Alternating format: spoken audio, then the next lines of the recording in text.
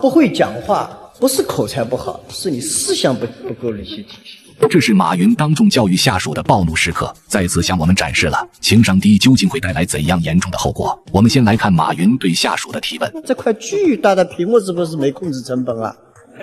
如果就为这次理事会的话，这个成本是怎么个预算法的？在公开场合回应领导的提问，格外考验一个人的沟通智慧。当时正值马云公益基金会的活动现场，周围聚集了众多公众与媒体，每一句话都可能被无限放大解读。面对这样突如其来的提问，回答者本应慎之又慎，充分权衡各方影响。可遗憾的是，这位下属的回应方式恰恰成了一个值得我们反思的典型案例。我要说一下啊，你会看到这2天我们所有活动都在这2个厅里移来移去，就是因为这是大屏，可以做个 PPT 附上去就好了。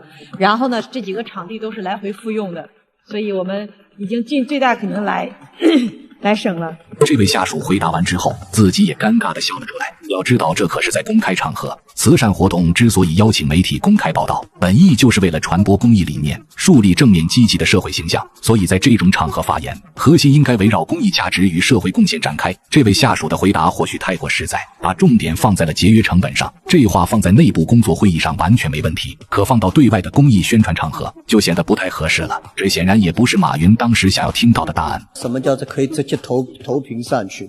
什么东西不可以投屏上去？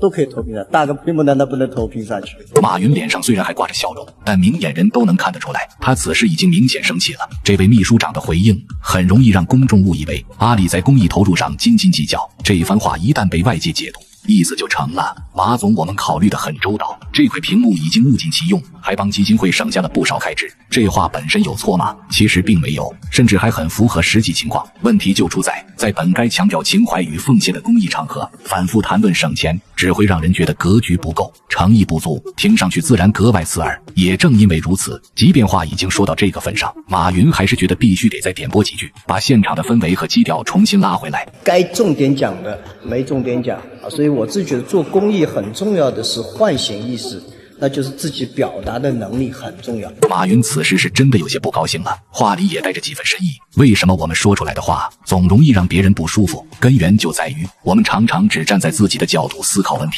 却忽略了对方的感受。什么是情商？简单说就是一个人管理和控制自身情绪的能力，以及处理人际关系的能力。它包括感知、理解、运用、表达和调节自己的情感，也包括如何处理与他人之间的情绪互动。在这种场合说出不合时宜的话，不仅容易冒犯到别人，尤其是面对领导，还是在公开场合，更可能损害团队的形象与领导的权威。这位秘书长的回答完全偏离了马云真正在意的重点。马云想借这件事传递的是阿里人对待客户的态度，以及对公益事业的用心与担当，所以他开始进行语言敲打，好让大家都明白这一点。工作是做的非常多，我觉得过去秘书处我们只有18个人，而且很多都是年轻人，没有经验，活是干了很多，但是要把事情得讲的到位，讲的不到位，这个不会讲话不是口才不好，是你思想不够理性体系，好吧？马云当众指出下属表达不当，也能看出他对这场公益基金会活动的呈现效果并不满意。同样身为承担管理职责的领导者蔡崇信主动站出来圆场，为大家示范了什么才是真正的高情商沟通艺术。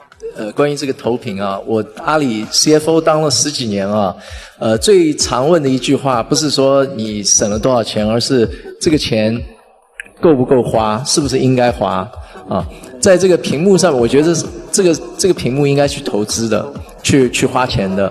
为什么？今天因为我们是一个公开的这个场面，那么来这个参加的这个嘉宾。可能也都是抱着有一些学习的这个心态。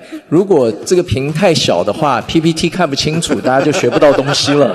同样是应对领导抛出的难题，两人的情商高下立判，瞬间就拉开了差距。蔡崇信的回应堪称得体又高明。作为首席财务官，屏幕采购本就在他的职责范畴之内，面对自己分管领域的问题被当众点出，他主动接话正面回应，既体现了担当，也稳固了自己作为管理者的形象，同时也维护了领导的威信。更值得学习的是他的回应技巧，他没有纠结在屏幕前花的合不合理这个敏感点上，而是巧妙把重心转到客户价值上，强调大屏幕能为客户学习带来便利。这么一来，话题就跳出了省钱还是浪费的小格局，直接上升到服务客户践行公益的高度，而这正是马云真正想要的答案。一切以客户为先，以公益为本。蔡崇信用的正是利他思维，发言始终站在集体和大局的立场，自然更容易获得认可，也避免了对立。反观那位女秘书长的回答，还停留在解释和辩解层面，很容易让自己陷入两难。如果说浪费，会让外界觉得阿里小气苛刻；如果说不浪费，又似乎驳了领导的面子，让场面更加尴尬。无论如何直接回答，都容易让领导下不来台。而蔡崇信通过转移话题，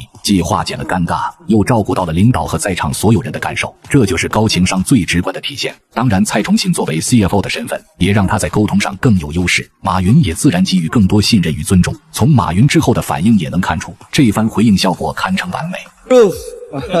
同意批准。就这样，原本一度尴尬的场面被蔡崇信从容化解。他的及时救场，充分体现了高情商在处理突发状况时的重要作用。也难怪马云曾公开评价，他是自己见过最优秀的 CFO。我们不难发现，很多成功的商业领袖都有一个共性，他们不仅智商出众，更拥有极高的情商，懂得如何待人接物，拿捏分寸。无论身处什么场合，都能凭借这种能力稳住局面，掌控节奏。这也印证了一个广为流传的观点：情商对一个人成就的影响，很多时候远比智商更重要。反观现实生活中，很多人之所以处处受限、举步维艰，往往不是能力不够，而是不善表达、不懂沟通，才会让自己频频碰壁。诸君，看完你们学会了吗？